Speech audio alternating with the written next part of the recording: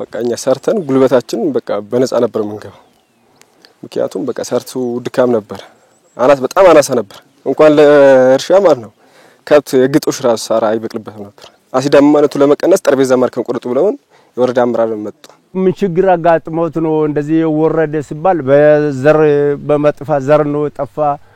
የማዳበሪያው አደራረጉ ነው የተበላሽ ምናምን እንላለን እንጂ ይሄማ አሲዳማ መሬት ውስጥ እንትኑ አይል እንዳጣ አናቅም እነዚህ በአፈራሲዳማነት ምክንያት ምርትና ምርታማነታቸው የቀነሰባቸው አርሶ አደሮች ናቸው የአፈራሲዳማነት በልፋታቸው ልክ ተጠቃሚ እንዳይሆኑ አድርጓቸው መቆየቱን ያነሱት በቅርቡ በተካሄደው 6ኛው የህዝብ ተወካዮች ምክር ቤት 5ኛ ዓመት የሥራ ዘመን ሁለተኛ መደበኛ ስብሰባ ላይ የምክር ቤት አባላት ይሄው የአርሶ አደሩ ፈተና አንዱ ጥያቄያቸው ነበር ለግብርና ምርትና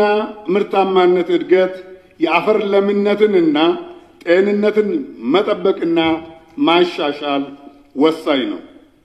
ሆኖም ግን የሀገራችን ደጋማና ዝናብ የሚበዛባቸው አካባቢዎች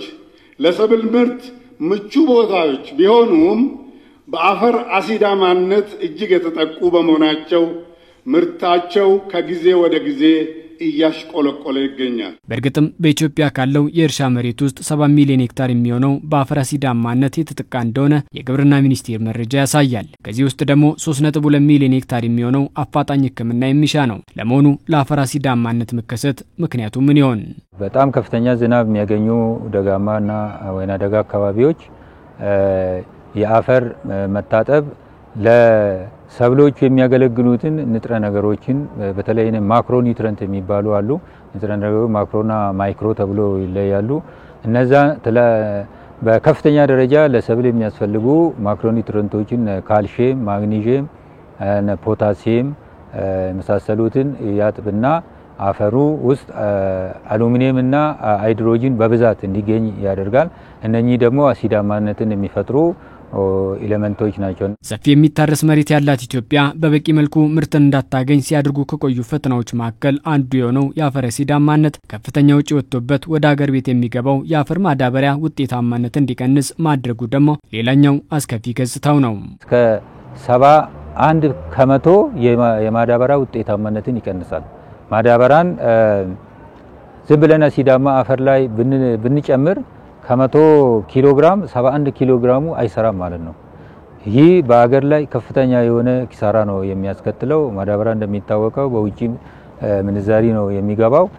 ያንን ሁሉ እናጣለን የአርሶ አደሩ ጉልበት እንደዚህ ይባክናል ምርትም አይገኝምና አንዱ ትልቁ ተጽዕኖ የማዳበሪያ ውጤታማነትን ይቀንሳል ማለት ነው ሌላም ምርትና ምርታማነትን በከፍተኛ ሁኔታ ይቀንሳል ይሁንና መንግስት የችግሩን አስከፊነት በመረዳት መፍትሄ ለመስጠት እየሰራ ይገኛል ከፍተኛ የግንዛቤ ማስፋትን ጨምሮ ኖራን በስፋት መጠቀም የሚያስችል የሰርቶ ማሳያ ስራዎችም ተከናውነዋል ኖራ የተጨመረበትና ያልተጨመረበት ተብሎ በጎኑ ኖራ ያልተጨመረበትን ከኖራ ከተጨመረበት ጋር ያወዳደሩ አርሶ አደሩም ሌሎች የልማት አጋራትም አይቶ ከፍተኛ ውጤት እንዳለው ይሄ ንቅናቄዎች ተደርጓል ለዚህም ደግሞ በ2016 17 ወደ 1.4 ቢሊዮን ብር ከመንግስት ካዝና ተመድቦ ኖራ እንዲቀርብ ተደርጓል በተጨማሪም የኖራ ወፍጮችም በየቦታው እንዲተከሉና እንግዲህ ይሄ ኖራ ተመርቶ አርሶ አደሩ የሚጠቀምበትን አሰራር ስንጠቀም ነው የቆየነው አሁን ላይ በዚሁ መንገድ የተለያዩ የእርሻ መሬቶችን ማከም የተቻለ ሲሆን ይህም አርሶ አደሮችን የጠቀመና ምርትና ምርታማነትን ለመጨመር እገዛ ያደረገ ነው ኖራት ጎዳሜፊ ለፈ ኖራን ይተንጎዳሜን ወልብረቴ ሚናን ሬፋ ቻፍኔ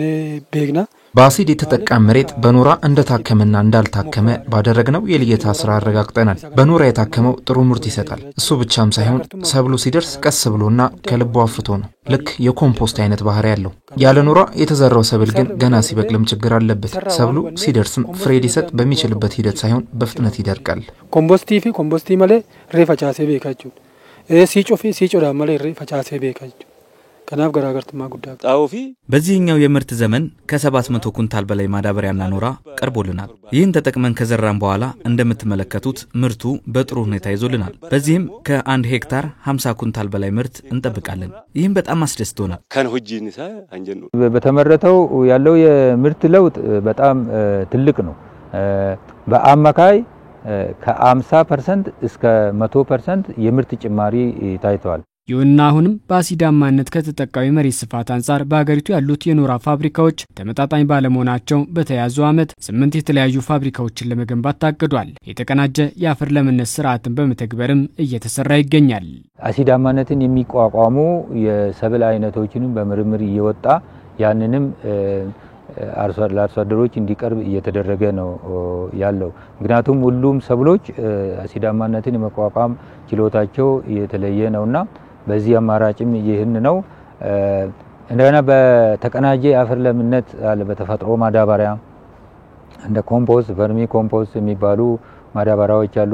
ባዮፈርቲላይዘር ለጥራጥሬ ሰብሎች እነኚህን ሁሉ እየተጠቀምን በሁሉም አቅጣጫ ግብርና ሚኒስቴር አሁን አሲዳማ አፈርን ለመዋጋት ችግሩን ለመቅረብ በተለያየ አቅጣጫ